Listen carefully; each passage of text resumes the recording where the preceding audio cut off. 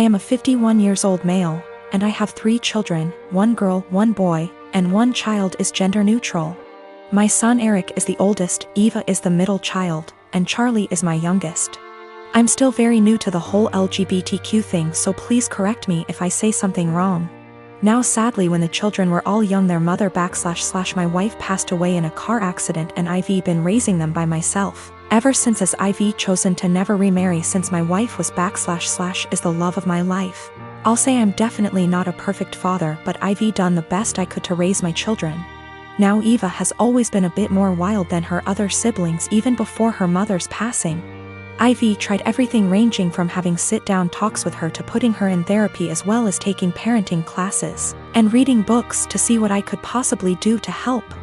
Therapy did seem to help a little bit, but decided to stop soon after she turned 18. Now let me tell you the story as to why I'm here now. My daughter Eva still lives with me and Charlie as she goes to school, and has definitely been home more due to the pandemic, but has started to go out more now that they are letting up on some of the regulations. Now I was out getting dinner with an old high school buddy of mine when I get a panicked call from my son, who had been at my house hanging out with his siblings. To summarize what he told me, he got into an argument with Eva and Charlie sided with him. Eva became very volatile and even called Charlie a slur, which is a big hell no for me. So I headed home and tried to calm everything down. I told Eva I didn't care about what they had been arguing about, and that she wasn't allowed to disrespect Charlie or Eric like that. Me and Eva ended up now being the ones to start arguing, but I soon shut it down when I realized it wasn't gonna help. I forced her to apologize and took away her car privileges until she could learn to respect her siblings, and I thought it was the end of that. Well, the next morning after work I ended up coming home and finding scraps of papers all over. At first I didn't get it, but then soon found out that she cut up about half a dozen letters her mother had written me when I was much younger. I was livid. I know it was her because I have a couple cameras in my house. I just walked into her room and told her to get out. She was smug and rolled her eyes, but then I yelled, "Get the out of my house," and she realized I was serious. She was crying and screaming, but I had felt sorta numb at that point, and she left with a friend of hers. But now I feel like I was being too harsh, but I wanna stand my ground. She did know about the cameras, but they're really just there for my dog. My twin sister, May, and I are identical. At the end of our first year of college, I was in a car accident, and I ended up with a facial scar and major trauma. I started seeing a therapist because of the nightmares and the fact that I was panicking anytime I got into a car. That led to me realizing there were some deeper issues, which we worked on. As part of that work, I got a physical. Started working with a dietitian to fix my diet and the smorgasbord of vitamin deficiencies it caused. I started working out, strength training 3 days and sprints or hit on 3 with our older sis. By the end of our first year of college, we had each gained about 30 pounds. By the end of the next year, I had lost half of it, but I was smaller at 134 pounds than my previous 120 because of the muscle mass. And that's been my size for the past half decade. I found a new beautician, and she gave me long layers to make my natural curls be curls instead of waves of frizz. I always wanted, but that my old one said would look bad, and refused. I stopped bleaching it and let it go its natural dark blonde / light brown. I stopped spray tanning. Again, that's been my look for the past 5 years. I live in a rural area, and the internet isn't great. Things like FaceTime just aren't options, and I can't post a lot of pics on social media / see of it. This is relevant because a big issue is that May didn't see me over the quarantine.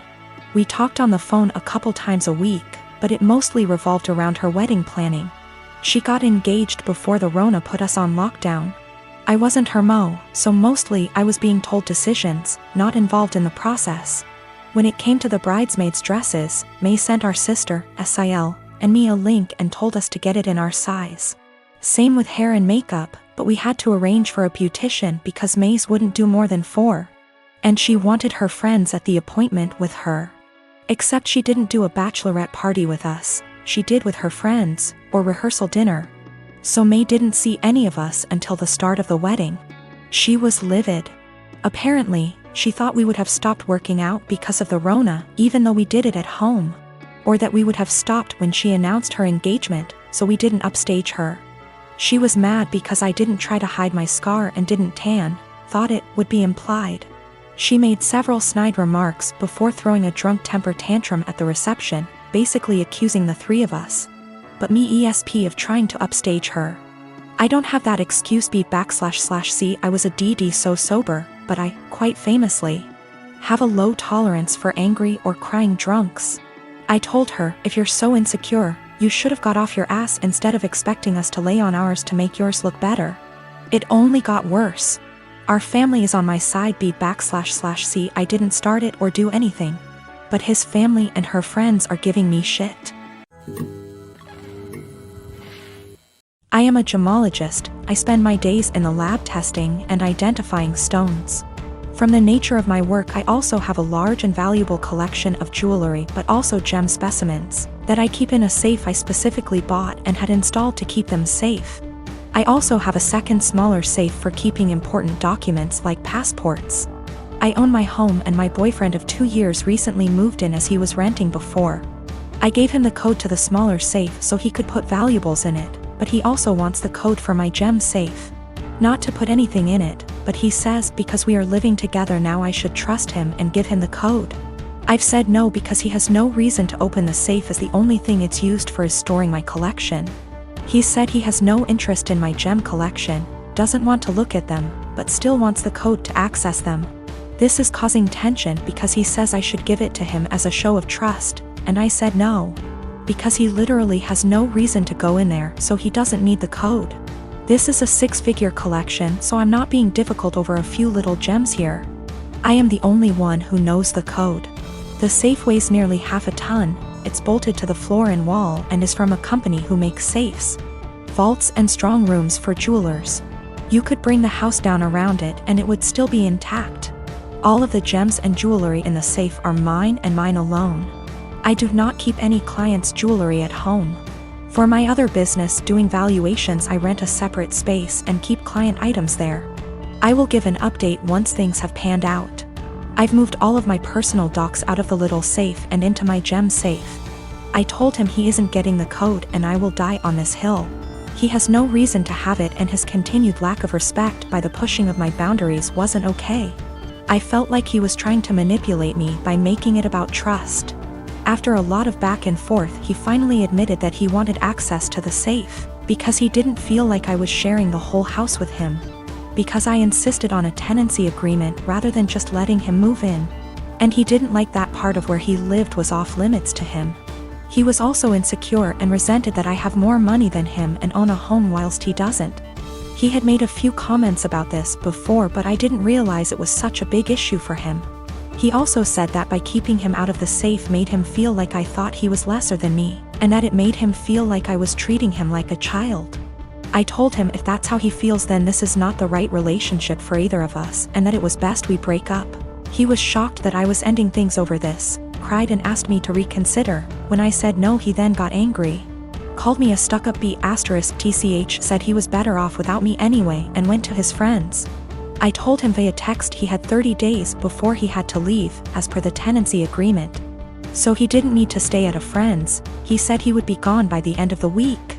2 days later he came back and packed up all of his stuff and left. He's staying with his friend now. I have changed all the locks. I have an alarm and CCTV system that's professionally monitored, and I have changed the verbal password I have to give when you call up as a precaution. I've checked all of my collection and it hasn't been touched.